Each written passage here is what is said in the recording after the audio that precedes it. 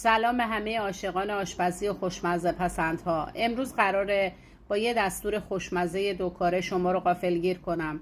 با یه سینه مرغ ساده 2 تا غذای شگفت انگیز درست میکنیم. ابتدا 2 عدد سینه مرغ رو با پیاز فراوون و فلفل دلمه‌ای رنگی با 100 گرم دنبه گوسفندی با یک کم کره میریزیم توی غذاساز و خوب میکس میکنیم تا یه مخلوط نرم و یک دست داشته باشیم.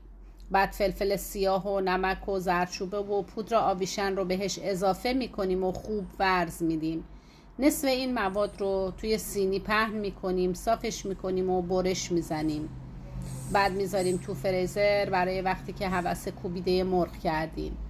حالا با نصف باقی مونده مواد میخوایم یه رولت خوشمزه درست کنیم. مواد رو روی فویل پهن میکنیم و وسطش زرشک و تخم مرغ آبپز میذاریم و با دقت رول میکنیم.